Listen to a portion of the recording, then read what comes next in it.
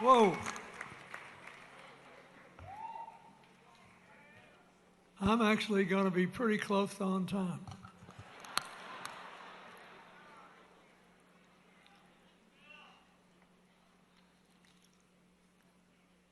I think we should not forget, and Jim Zogby didn't, he did a fine job, but this is a celebration and a memorial service. And you have to ask yourself, what did Jesse Jackson do that I admire most, that moved me most, and what can I do right now that would maybe be as good as what he did then? That's what we're all facing here.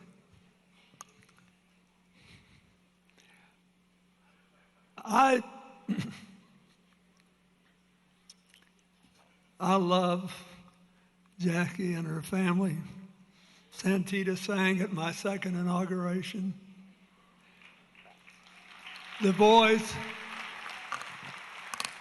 who got to go to Congress, and Yusuf, I thought, when the first time I met Yusuf, I thought, I could do whatever I wanted if he worked for me. He'd just take care of things.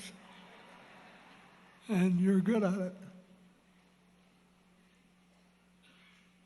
It's been an honor to know all of you. But I want to say something, highly personal tonight. I came to truly love Jesse Jackson. And we had more in common than he thought. We were both two guys who were born to single mothers living in the South. And so I got to watch this guy, and frankly, the first time we met was at the 20th anniversary of the celebration of the integration of Little Rock Central High School. And some young people may not even know why that's important. But in the 1920s, that school was voted the most beautiful high school in America. During the whole time I was governor of Arkansas, that one school accounted for 25% of our merit scholars. You could go there and study Latin and Greek, which was a pretty big deal out in the country, in addition to all the science and math. So they were celebrating the 20th anniversary, and Jesse showed up to help them. But he was always asking himself, what can we use the observation of a past victory for to get something done today? So by the late 70s, all these medium-sized little towns in the middle of the country were being flooded with drugs.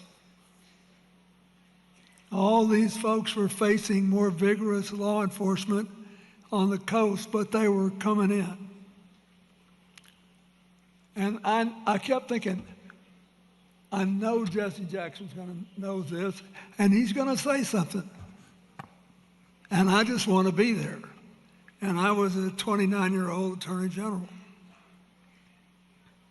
And Hillary, a Chicago girl, was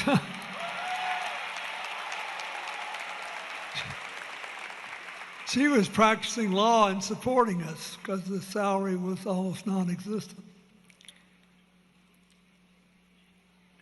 So Jesse gets up in front of this crowd of kids, and their eyes were big as dollars.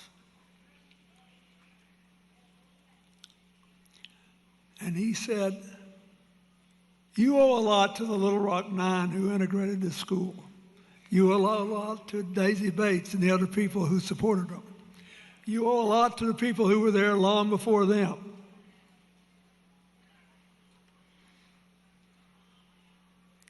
You cannot take this achievement and throw it away on drugs. And then he said, I'll never forget it. And I thought, where are all the conservatives when you need them to cheer?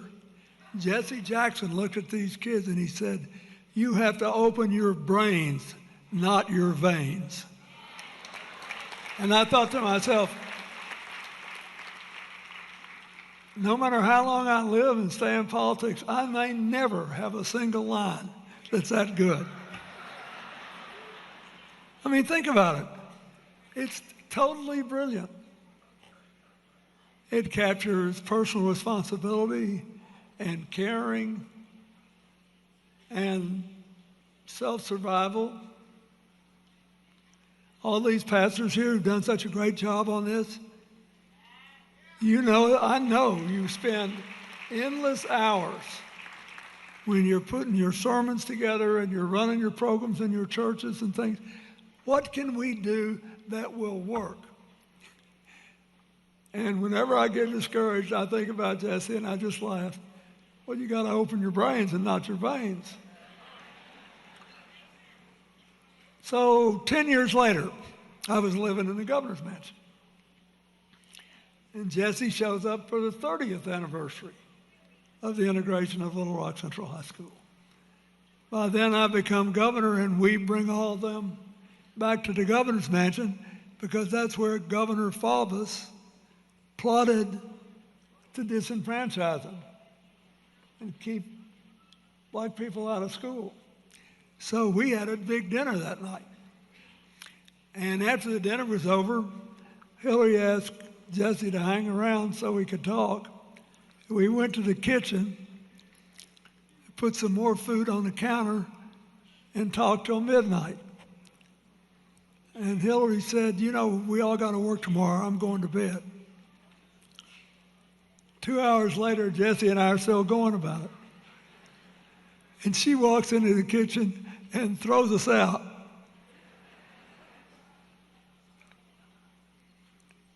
I'll never forget it. We did not always agree, but I'll tell you one thing. He made me a better president when I got in office. Because he was always pushing on things. And he knew that change came from the outside in and sometimes from the inside out. So he knew how to keep pushing and nagging and wearing you out. Right? Look at Governor Pritzker laughing here. I mean, it was like having a dog to the bone, you know. He was, I said one time when he was working on something in Africa, because I made him a special envoy for African diplomacy, I said, you know, we might ought to put Jesse on the list. And one of my said, only members of Congress are on that list. I know, but I said, I think we need to put him on anyway. And they said, so I had another guy that was there and said, what the list is? He said, it's a list of people that'll dog you to death until you do what they want you to do. So we just call it the Just Say Yes list. Put it on the Just Say list. It saves you so much time, and you can go on and do something else with your day. And I remember how impressed I was in 1988, before I became president, when Jesse negotiated with Governor Dukakis and the other people at the Democratic Convention to end the exclusive primaries, which you talked about it, and the caucuses, and to open up the democratic process and add people, including Willie Barrow. And Representative Maxine Waters, who became one of our senior leaders.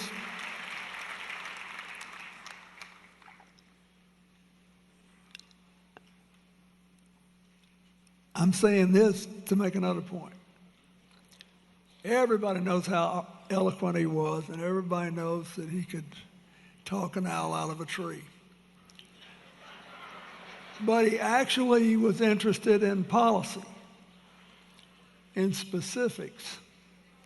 So that's the second thing I'd like to say. So what if you weren't big, tall, broad-shouldered, and eloquent like Jesse Jackson? If you want to make change, there's still plenty you could do if you've got an agenda. You've got to have it. He always had an agenda. So, that's the most important thing I could say to you. Now, one other thing I am going to say. Wordsworth, you don't think about Wordsworth when you think about Jesse.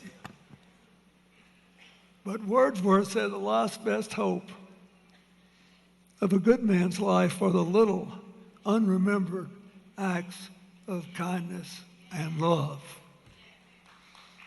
So I used to think all the time about how hard Jesse's childhood must have been, you know, with his mother and then having to go past his father's house and all that, and all the mixed up. And I knew a little about not nearly as severe a situation because of my situation. And I admired his mother. I was afraid of Jackie. I'd do whatever she said for the do. But I love you so much. But I really I liked his mother. And he called me one day,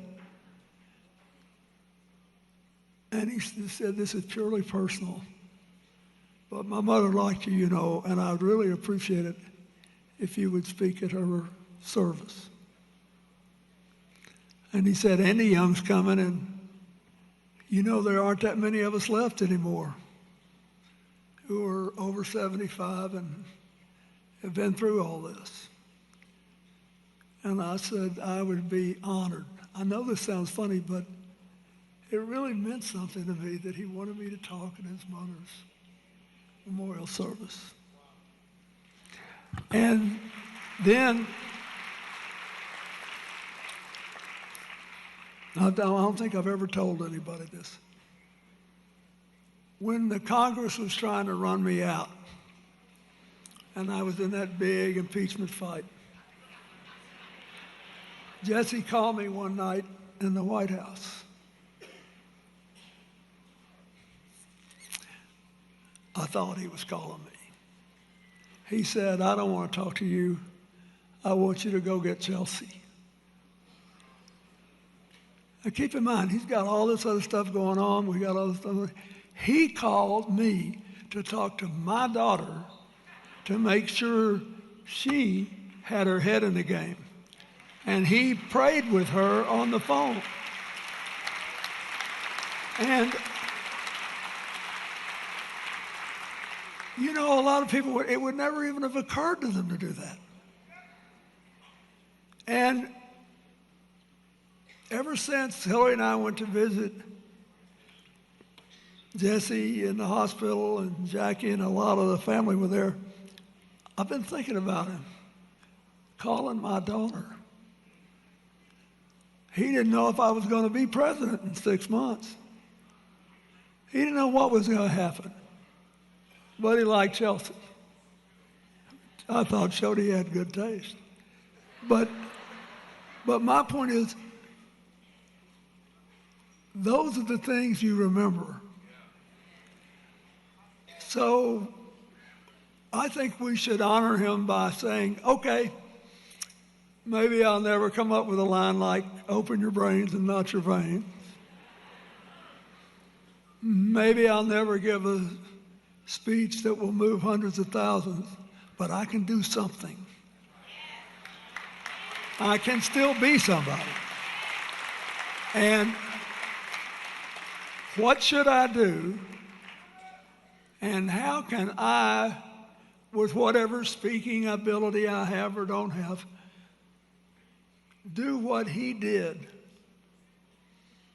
when he calls Bill Clinton's daughter in a crisis? When he asked a friend, I know you may be busy and my mother's not famous, but would you please come say a few words? And Andy Young and I went, we both went, and we were there. So that's what I want all of you to think about when you leave here. This guy lived a big life. He lived with his head and with his heart. He was faithful to the scripture which said, we have all sinned and fallen short of the glory of God.